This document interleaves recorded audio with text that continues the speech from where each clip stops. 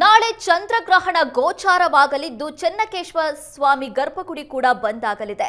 ಬೇಲೂರು ಪಟ್ಟಣದಲ್ಲಿರುವ ಶ್ರೀ ಚೆನ್ನಕೇಶವ ಸ್ವಾಮಿ ದೇಗುಲ ಬೆಳಗ್ಗೆ 9 ಗಂಟೆಯ ಒಳಗೆ ಪೂಜೆಯನ್ನು ಸಲ್ಲಿಸಿ ಆನಂತರ ಬಂದ್ ಮಾಡಲಾಗುತ್ತೆ. ಚಂದ್ರಗ್ರಹಣ ಮುಗಿದ ಬಳಿಕ ರಾತ್ರಿ 7 ಗಂಟೆಗೆ ಪೂಜೆ ಮತ್ತೆ ಶುರುವಾಗುತ್ತೆ. ಮಾರ್ಚ್ 4ರಂದು ಭಕ್ತಾದಿಗಳಿಗೆ ದೇವರ ದರ್ಶನಕ್ಕೆ ಅವಕಾಶ ಕೊಡಲಾಗುತ್ತೆ. ಪ್ರಧಾನ ಅರ್ಚಕ ಶ್ರೀನಿವಾಸ ಭಟ್ ಮಾಹಿತಿಯನ್ನು ಕೊಟ್ಟಿದ್ದಾರೆ. ಚಂದ್ರಗ್ರಹಣದ ಸಂದರ್ಭದಲ್ಲಿ ಸಂಪೂರ್ಣವಾಗಿ ದೇವಾಲಯವನ್ನು ಬಂದ್ ಮಾಡಲಾಗುತ್ತೆ. ಬರುವ ಭಕ್ತರಿಗೆ ದೇವರ ದರ್ಶನಕ್ಕೆ ಅವಕಾಶ ಇರೋದಿಲ್ಲ. ಇನ್ನು ದೇವಸ್ಥಾನದ ಬಾಗಿಲು ಓಪನ್ ಆಗೋದು ಚಂದ್ರಗ್ರಹಣ ಮುಗಿದ ಬಳಿಕ ರಾತ್ರಿ 7 ಗಂಟೆ ನಂತರ. ಆದರೆ ಬರುವ ಭಕ್ತರಿಗೆ ದೇವರ ದರ್ಶನಕ್ಕೆ ಅವಕಾಶ ಮಾರ್ಚ್ 4 ಅಂದ್ರೆ ನಾಡಿದ್ದು ಬೆಳಗ್ಗೆಯೇ ಸಿಗೋದು. ಅಲ್ಲಿವರೆಗೂ ಯಾವುದೇ ಭಕ್ತರಿಗೆ ದೇವರ ದರ್ಶನಕ್ಕೆ ಅವಕಾಶ ಇರೋದಿಲ್ಲ. ಈ ಬಗ್ಗೆ ಪ್ರಧಾನ ಅರ್ಚಕ ಶ್ರೀನಿವಾಸ ಭಟ್ ಮಾಹಿತಿ ಕೊಟ್ಟಿದ್ದಾರೆ. ಕೇತುಗ್ರಸ್ತ ಚಂದ್ರಗ್ರಹಣ ಗೋಚಾರವಾಗಲಿದ್ದು, ಗೋಚಾರವಾಗೋದು ಕೇವಲ 10 ರಿಂದ 15 ನಿಮಿಷ ಇರಬಹುದು. ಆದರೆ ಅದರ ಎಫೆಕ್ಟ್ ರಾಜ್ಯದ ಬಹುತೇಕ ಎಲ್ಲಾ ದೇವಾಲಯಗಳಿಗೂ ತಟ್ಟಿದೆ. ಈ ಸಂದರ್ಭದಲ್ಲಿ ಎಲ್ಲಾ ದೇಗುಲಗಳು ಬಂದ್ ಆಗ್ತಾ ಇದ್ದು, ಬೇಲೂರಿನ ಚೆನ್ನಕೇಶ್ವರ ಸ್ವಾಮಿ ದೇವಾಲಯ ಕೂಡ ಬಂದ್ ಆಗಲಿದೆ. ಮುಂಚೆನೇ ಶುರುವಾಗೋದ್ರಿಂದ 3:40ರಿಂದ ಪ್ರಾರಂಭ ಆಗಿ 6:47 ತನಕ ಇರೋದ್ರಿಂದ 9 ಗಂಟೆ ಕಾಲ ಮುಂಚೆ ಅಂದರೆ ನಾವು ಬೆಳಗ್ಗೆ ನಿತ್ಯ ಪೂಜೆ ಆಗಿ 9:30 ಒಳಗೆ ನಮ್ಮ ದೇವಾಲಯ ನಿತ್ಯ ಕೈಂಕರ್ಯ ಮುಗಿಸಿಕೊಂಡು ಸುತ್ತು ಪೂಜೆ ಮುಗಿಸಿ ಬಲಿಪ್ರದಾನ ಮುಗಿಸಿ ದೇವಾಲಯದ ಗರ್ಭಗುಡಿ ಬಾಗಿಲು ಹಾಕಲಾಗುತ್ತೆ. ಆವಾಗಿಂದ ದೇವಸ್ಥಾನದ ಪ್ರವಾಸಿಗರಿಗಾಗಲಿ ಇವರಿಗಾಗಲಿ ಯಾವುದೇ ದರ್ಶನವಿರುವುದಿಲ್ಲ ಗರ್ಭಗುಡಿ.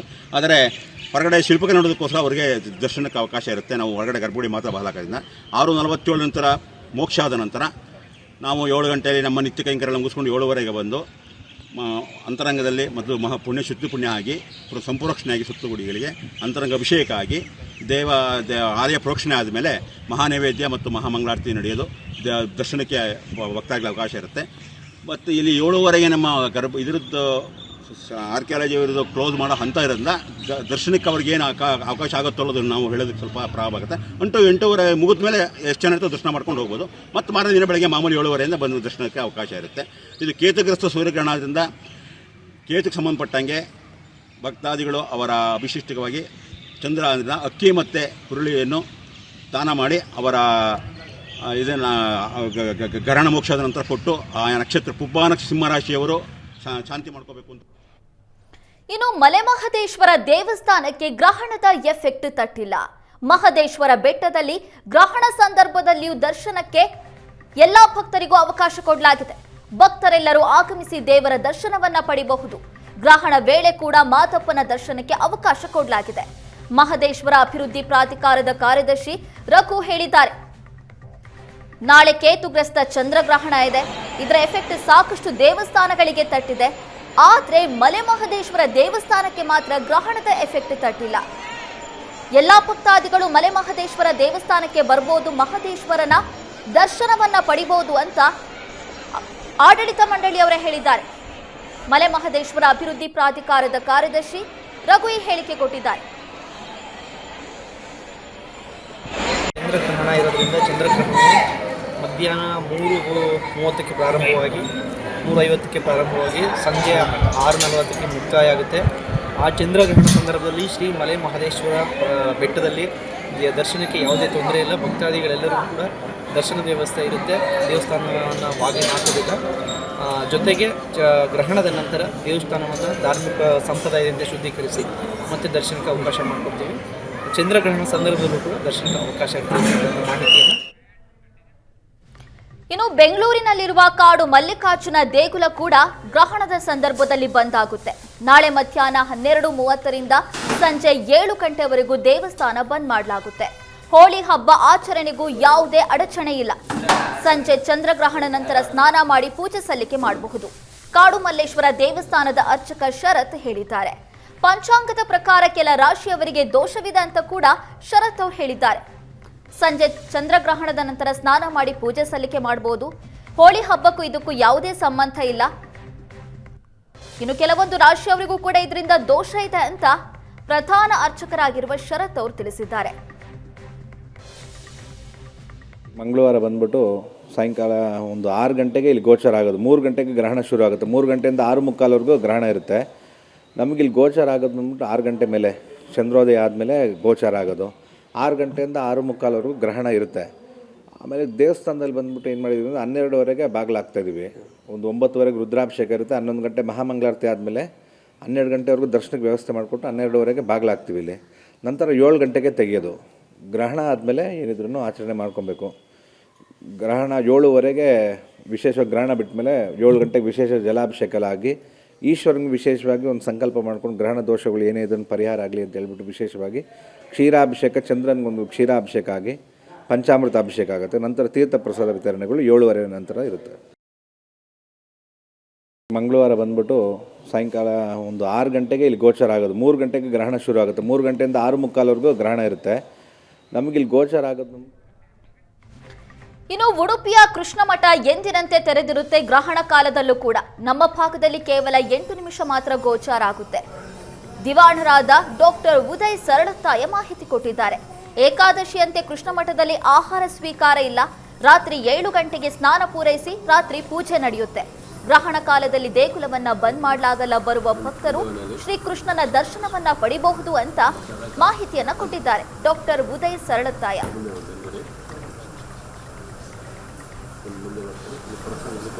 ಕೃಷ್ಣಂ ವಂದೇ ಜಗದ್ಗುರುಂ. 3ನೇ ತಾರೀಕು ಮಾರ್ಚು 2026ನೇ ದಿನ ಮಂಗಳವಾರ ಗ್ರಸ್ತೋದಯ ಚಂದ್ರಗ್ರಹಣ ನಡಿಲಿಕ್ಕೆ ಉಂಟು. ನಮ್ಮ ಭಾಗದಲ್ಲಿ ಸೂರ್ಯ ಅಸ್ತ ಎನ್ನುವಂಥದ್ದು 6:19ರಿಂದ 6:47ರವರೆಗೆ, ಅಂದರೆ ಒಟ್ಟಿಗೆ 8 ನಿಮಿಷ ಮಾತ್ರ ಗೋಚರಿಸುವುದರಿಂದ ಆ ದಿನ ಏಕಾದಶಿಯಂತೆ ಕೃಷ್ಣಮಠದಲ್ಲಿ ಯಾವುದೋ ಆಹಾರ ಸ್ವೀಕಾರಗಳು ನಡೆಯುವುದಿಲ್ಲ. ರಾತ್ರಿ 7 ಗಂಟೆ ಅಂದಾಜಿಗೆ ಸ್ನಾನ ಇತ್ಯಾದಿಗಳೆಲ್ಲ ಮುಗಿಸಿ ಆಮೇಲೆ ರಾತ್ರಿ ಪೂಜೆ ಇತ್ಯಾದಿಗಳೆಲ್ಲ ನಡೀತದೆ. ಆ ದಿನ ಹೋಳಿ ಹುಣ್ಣಿಮೆ ಆದದ್ದರಿಂದ ಸಾಯಂಕಾಲ 4 ಗಂಟೆಗೆ ಕೃಷ್ಣಮಠದಿಂದ ತಂಗಿಯ ಮನೆಯಾದಂತಹ ಕಡಿಯಾಳಿಗೆ ಇಲ್ಲಿಂದ ಮೆರವಣಿಗೆಯಲ್ಲಿ ಹೋಲಿಯನ್ನು ಹಿಡ್ಕೊಂಡು ಹೋಗ್ಲಿಕ್ಕುಂಟು. ಅಲ್ಲಿ ಬನ್ನಿ ಪೂಜೆಗಳನ್ನೆಲ್ಲ ಮುಗಿಸಿ ಆಮೇಲೆ ರಾತ್ರಿ ಕಾಮದಹನ ನಡಿಲಿಕ್ಕುಂಟು. ಮರುದಿನ ಮತ್ತೆ ಹೋಳಿಯ ನಿಮಿತ್ತವಾದಂತಹ ಪೂಜೆಗಳು ಬೆಳಿಗ್ಗೆ ನಡಿಲಿಕ್ಕುಂಟು. ಇನ್ನು ರಾಜ್ಯದ ಪ್ರಸಿದ್ಧ ದೇಗುಲಗಳಲ್ಲಿ ಒಂದಾಗಿರುವ ಮಂತ್ರಾಲಯದ ರಾಯರ ಮಠಕ್ಕೂ ಕೂಡ ಯಾವುದೇ ಗ್ರಹಣ ದೋಷ ಇಲ್ಲ.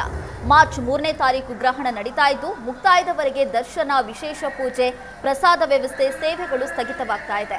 ಭಕ್ತರಿಗೆ ಗ್ರಹಣದ ವೇಳೆಯೂ ರಾಯರ ದರ್ಶನಕ್ಕೆ ಅವಕಾಶ ಕೊಡಲಾಗಿದೆ. ವಿದ್ಯಾಪೀಠ ಪ್ರಾಂಶುಪಾಲ ವಾದಿರಾಜಾಚಾರ್ಯ ಮಾಹಿತಿಯನ್ನು ಕೊಟ್ಟಿದ್ದಾರೆ. ಗ್ರಹಣದ ಯಾವುದೇ ದೋಷ ಮಂತ್ರಾಲಯಕ್ಕೆ ತಡ್ತಾ ಇಲ್ಲ. ಹಾಗಾಗಿ ದೇವರ ದರ್ಶನಕ್ಕೆ ಯಾವುದೇ ರೀತಿಯಾದಂಥ ಅಡಚಣೆ ಇಲ್ಲ. ರಾಯರ ದರ್ಶನವನ್ನ ಬರುವ ಭಕ್ತಾದಿಗಳು ಪಡಿಬಹುದು ಅಂತ ಆಡಳಿತ ಮಂಡಳಿ ತಿಳಿಸಿದೆ. ಬೆಳಗ್ಗಿನಿಂದ ಯಾವುದೇ ಮಠದಲ್ಲಿ ದರ್ಶನವನ್ನು ಹೊರತುಪಡಿಸಿ ರಾಯರ ಪಾದೋದಕ ಅಂದರೆ ತೀರ್ಥ ಅಂತ ಏನು ಕೊಡ್ತಾರೆ ಅದನ್ನು ಹೊರತುಪಡಿಸಿ ಇನ್ಯಾವುದೇ ವಿನಿಯೋಗ ಅನ್ನತಕ್ಕಂಥದ್ದು ಮಠದಲ್ಲಿ ಇರೋದಿಲ್ಲ. ಯಾವುದೇ ಸೂತ್ರಗಳು ಇರೋದಿಲ್ಲ. ಸಾರ್ವಜನಿಕರುಗಳು ಸರ್ವದಾ ಮಠದ ಸಮಯದಲ್ಲಿ ಏನು ಮಧ್ಯಾಹ್ನ 2 ಗಂಟೆವರೆಗೆ ಇರ್ತದೆ ಆ ಸಂದರ್ಭದಲ್ಲಿ ಬರ್ಬೋದು. ರಾಯರ ದರ್ಶನ, ಪ್ರದಕ್ಷಿಣೆ, ನಮಸ್ಕಾರ ಇತ್ಯಾದಿಗಳಿಗೆ ಅವಕಾಶ ಇದೆ. ಹೊರತಾಗಿ ಯಾವುದೇ ಪ್ರಸಾದದ ವಿನಿಯೋಗ ಇಲ್ಲ ಎಂಬುದನ್ನು ಸಾರ್ವಜನಿಕರು ಗಮನಿಸಬೇಕಾಗಿ ಸೂಚಿಸಲಾಗಿದೆ. ದೇವತಾ ಸನ್ನಿಧಾನವನ್ನು ಕೆಲವರೆಲ್ಲರೂ ಕೂಡ ಅದನ್ನು ಬಾಗಿಲು ಹಾಕಿ ಬಂಧನ ಮಾಡತಕ್ಕಂಥ ಸಂಪ್ರದಾಯ ಇದೆ. ನಮ್ಮಲ್ಲಿ ಸ್ವತಃ ರಾಘವೇಂದ್ರ ಸ್ವಾಮಿಗಳು ಯತಿಗಳು ಜೊತೆಗೆ ಬೃಂದಾವನದಲ್ಲಿ ಅದ್ಯಾಪಿ ನೆಲೆಸಿ ಇದ್ದಾರೆ. ಅವರು ಇಷ್ಟು ವರ್ಷ 350 ಚಿಲ್ಲರ ವರ್ಷಗಳು ಆಗಿದ್ದರೂ ಕೂಡ ಅವರಿನ್ನೂ ದೇಹವನ್ನು ಬಿಟ್ಟಿಲ್ಲ. ಆ ಹಿನ್ನೆಲೆಯಲ್ಲಿ ರಾಘವೇಂದ್ರ ಸ್ವಾಮಿಗಳು ಕೂಡ ತಮ್ಮ ಸಾಧನೆ ಮಾಡಿಕೊಳ್ಳೋಕ್ಕೆ ಆಗ್ತಾ ಇದ್ದಾರೆ ಅನ್ನತಕ್ಕಂಥದ್ದು ಅನುಸಂಧಾನ ನಮ್ಮಲ್ಲಿ ಇರೋಣದಿಂದ ಅವತ್ತು ಸಾರ್ವಜನಿಕವಾಗಿ ದರ್ಶನದ ವ್ಯವಸ್ಥೆ ಅನ್ನತಕ್ಕಂಥದ್ದನ್ನೇ ಕೊಟ್ಟಿರ್ತೇವೆ. ನಮ್ಮಲ್ಲಿ ಬಾಗಿಲು ಹಾಕ್ತಕ್ಕಂಥ ಸಂಪ್ರದಾಯ ಇಲ್ಲ. ಪ್ರತ್ಯುತ ಗ್ರಹಣ ಹಿಡಿದಾಗ ಬಿಟ್ಟಾಗ ರಾಯರ ಬೃಂದಾವನಕ್ಕೆ ವಿಶೇಷವಾಗಿ ಜಲದ ಅಭಿಷೇಕವನ್ನು ಮಾಡಿ ಎಲ್ರಿಗೂ ಕೂಡ ದರ್ಶನದ ವ್ಯವಸ್ಥೆಯನ್ನು ಮಾಡಿಕೊಡ್ತಾರಾದ್ದರಿಂದ